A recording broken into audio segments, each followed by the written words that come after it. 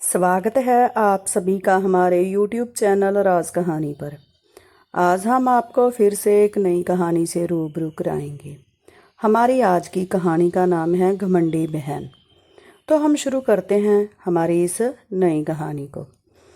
एक गांव में दो बहनें रहती थी, लक्ष्मी और सरिता।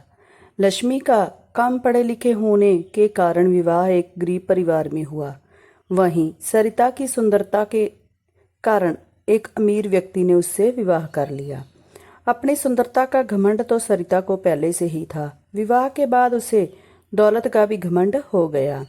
दोनों बहनें आसपास में ही रहती थी। जब भी मौका मिलता सरिता लक्ष्मी को उसकी गरीबी के कारण नीचा दिखाने की कोशिश करती थी।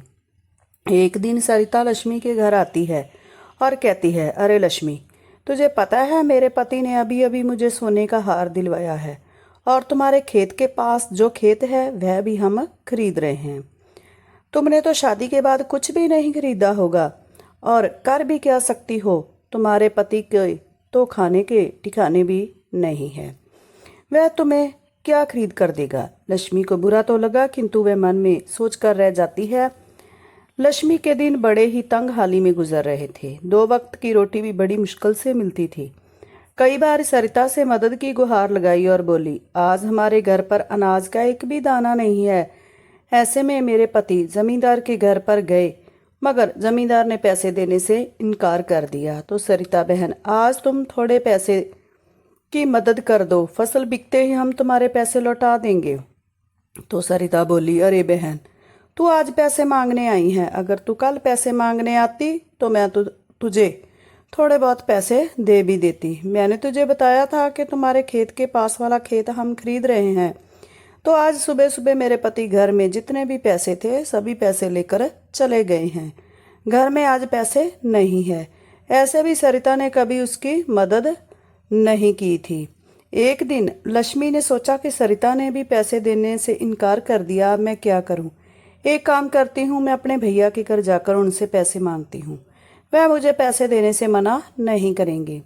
फिर लक्ष्मी अपने भैया के घर जाने लगती है तो उसे रास्ते में एक बूढ़े बाबा दिखाई देते हैं जो एक पानी का मटका लेकर जा रहे थे। तो लक्ष्मी बोली, अरे बाबा, इतनी गर्मी में आप इतना भारी मटका लेकर कहाँ जा रहे हो। तो बूढ़े बाबा बोले, कहीं नहीं बेटी, बस यही है पास वाले गांव में मेरा घर, वहीं यह पानी का मटका लेकर जा रहा हूँ। फिर लक्ष्मी बोली, अच्छा, मैं भी वहीं जा रही हूँ, लाओ यह मटका मुझे दे दो। फिर बूढ़े बाबा बोले, नहीं बेटी, नहीं, मैं ले जाऊंगा, तू क्यों तकलीफ करती हो। तो लक्ष्मी बोली, अरे बाबा, मैं भी तो आपकी बेटी जैसी हूँ, लाओ दे दो मुझे यह मटका। फिर लक्ष्मी ने बूढ़े बाबा से वह मटका ले लिया और दोनों साथ साथ गांव पहुंचे।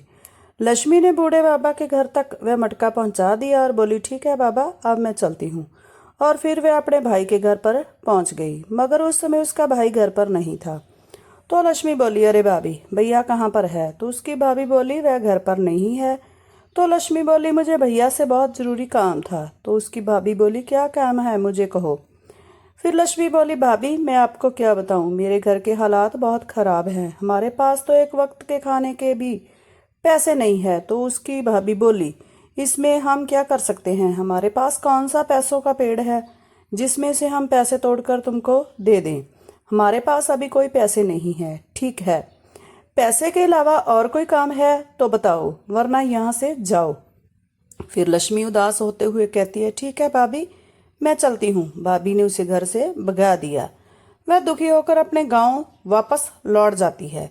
जब वह वापस जाने लगती तभी रास्ते में वही बूढ़े बाबा अपनी कुटिया के बाहर उससे मिलते हैं।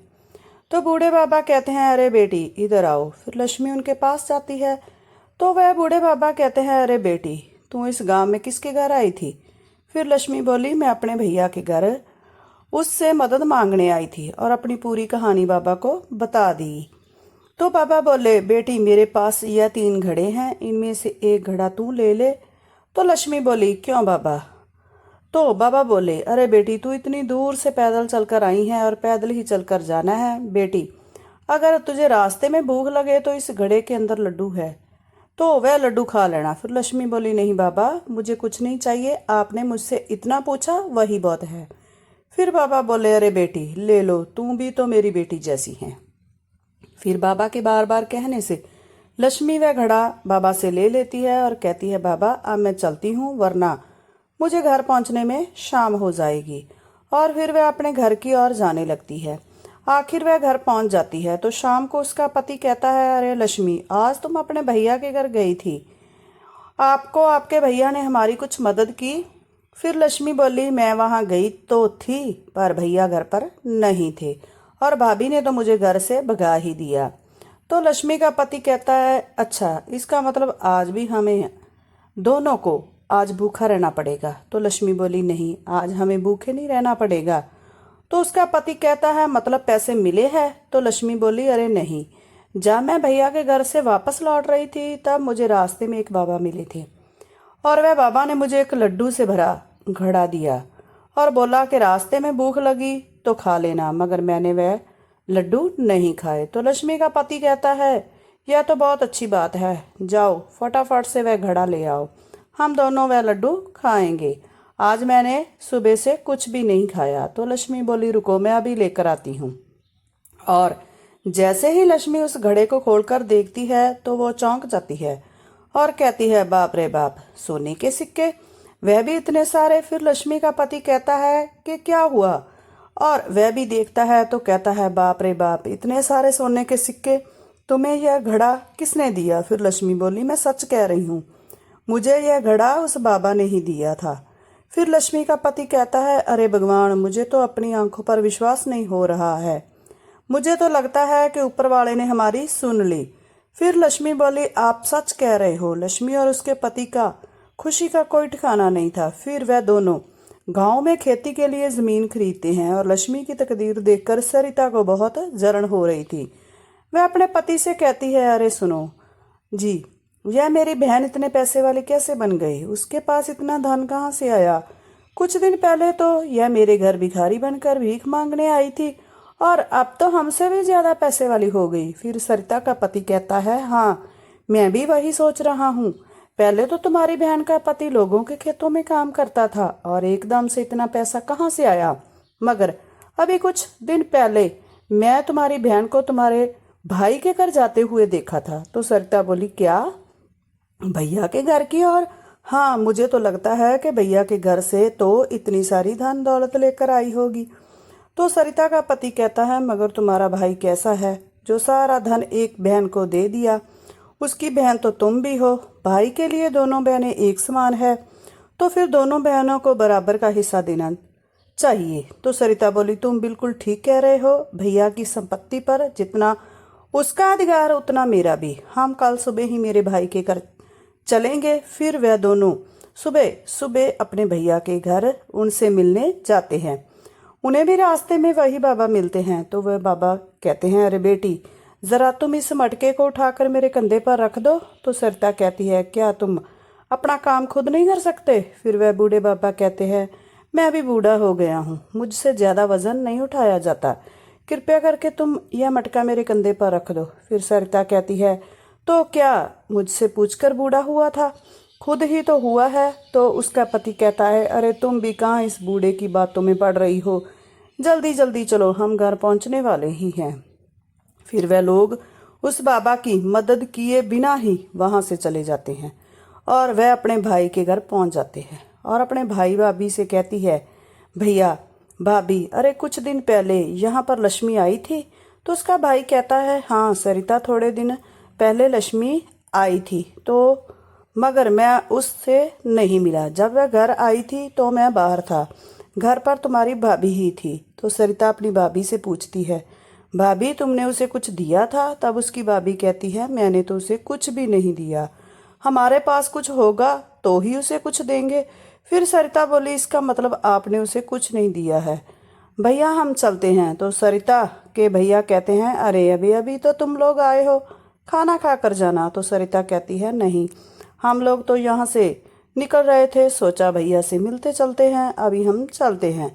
फिर सरिता रास्ते में अपने पति से कहती है, अरे भैया ने तो उसे कुछ भी नहीं दिया, फिर इतना सारा धन उसे कहाँ से मिला? फिर उसका पति कहता है, हाँ मैं भी वही सोच रहा हूँ। फिर सरिता बोली, इतनी धूप में चलने के बाद मुझे बहुत जोर से प्यास लगी है। तो उसका पति कहता है, कि अभी अभी तो हम तुम्हारे भाई के घर से निकले हैं, तो वहाँ ही पानी पी लेती। तभी सरिता बोलती है कि उस वक्त मुझे प्यास नहीं थी और अभी मुझे प्यास लग रही है। तभी उन्हें पास में एक झोंपड़ी दिखाई दी और वह झोंपड़ी उन्हीं बाबा की थी। फिर वह बाबा बोले, क्या हुआ बेटी, मेरे घर की तरफ कैसे आना हुआ? सरिता बोली, बाबा एक लोटा पानी मिल सकता है? तो बाबा कहते हैं, क्यों नहीं बेटी, आओ आओ, मेरे घर के अंदर आओ। फिर सरिता बोली, बाबा हमने तो तुम्हारी मदद करने से इनकार कर दिया था, पर तुमने फिर भी हमें पानी दे दिया। तब बाबा कहते हैं, क्या हुआ बेटी, वह तुम्हारा कर्म था और यह मेरा कर्म। और बेटी तुम दोनों को इस गांव में पहले कभी नहीं देखा है, गांव में किसके घर आई हो? तो सरिता बोली, बाबा इस गांव में मेरे भैया का घर है, उनसे मिलने आई हूँ। फिर बाबा कहते हैं, अच्छा बेटी तुम उस लक्ष्मी की बहन हो? तुम्हारी एक और भी बहन है, वह थोड़े दिन पहले तुम्हारे भाई से मिलने आई थी। फिर सरिता बोली, हाँ थोड़े दिन पहले वह भैया से मिलने आई थी, मगर बाबा तुम्हें कैसे पता? फिर बाबा कहते हैं, बेटी जिस जगह तुम मुझे आज मिली थी, थोड़े दिन पहले तुम्हारी बहन भी मुझे वहीं मिली थी। उस बेचारी बच्ची ने मेरा मटका मुझसे लेकर मेरी झोंपड़ी तक छोड़ा था। फिर सरिता बोली, बाबा तुम्हें पता है, जब से मेरी बहन भैया के घर से होकर गई है, तब से उसके पास खूब धन दौलत हो गई है। फिर वह बूढ़ा बाबा कहता है, बताता हूँ, उस बच्ची के पास जितनी भी धन दौलत आई है, उस बच्ची के अच्छे कर्म और अच्छी नीयत के कारण आई है। फिर सरिता बोली, बाबा मुझे तुम्हारी बात कुछ समझ नहीं आ रही है, और मेरी बहन के ऐसे कौन से अच्छे कर्म से इतना धन उसे मिल गया है? फिर सरिता का पति भी कहता है, अच्छे कर्म करने से व्यक्ति इतना धनवान कैसे हो सकता है? बाबा आप कैसी बात कर रहे हो? फिर बाबा कहते हैं, बताता हूँ बेटी, सब बताता हूँ। यहाँ पर जितने भी घड़े रखे हैं, यह कोई साधारण घड़े नहीं है, यह घड़े मनुष्य के कर्मों और मनुष्य की इच्छा नियत के परिणाम देने वाले घड़े हैं। फिर सरिता बोली, बाबा अब मैं तुम्हारी बात अच्छे से समझ गई हूँ। हमारा जैसा कर्म होगा, इस घड़े में से अपने कर्मों के हिसाब से फल मिलेगा। फिर बाबा बोले, ठीक कहा बेटी तुमने। फिर सरिता बोली, बाबा अगर आपको कोई आपत्ति ना हो तो क्या ये घड़ा मुझे भी दे सकते हो? हम हमारा कर्म आजमा कर देखते हैं। फिर बाबा बोले, क्यों नहीं बेटी, तुम भी एक घड़ा यहाँ से ले जाओ और अपने कर्म और अपनी नीयत का परिणाम देख सकते हो। सरिता को भी बाबा ने एक घड़ा दे दिया। अब वह वहाँ से चले जाते हैं और रात के समय जैसे ही वह घड़ा खोलते हैं, उनके घड़े में पत्थर होते हैं। फिर सरिता कहती है, बाप रे बाप, अपने घड़े से तो पत्थर निकले। फिर सरिता का पति कहता है, क्या गलत निकला? अपने कर्मों के हिसाब से यही बिल्कुल सही निकला है। हम लोग बहुत लालची थे, तुम्हारी बहन बेचारी मजबूरी की मारी हमारे पास कुछ पैसे की मदद मांगने आई थी, हमने उसकी मदद नहीं की। ऐसे कर्म के पश्चात हम अच्छे फल के परिणाम की अपेक्षा कैसे कर सकते हैं? फिर सरिता बोली, आपने बिल्कुल ठीक कहा, मुझे मेरे पैसों का बहुत घमंड था, मैंने मेरी बेचारी बहन की मजबूरी नहीं समझी, मैं कैसे भी करके उसे अपने से नीचा दिखाती थी। सरिता और उसके पति को अपनी गलती का बहुत पछतावा हो रहा था। तो दोस्तों, यदि आपको हमारी यह कहानी अच्छी लगी तो हमें कमेंट करके ज़रूर बताना और हमारे चैनल को सब्सक्राइब, लाइक और शेयर ज़रूर करना।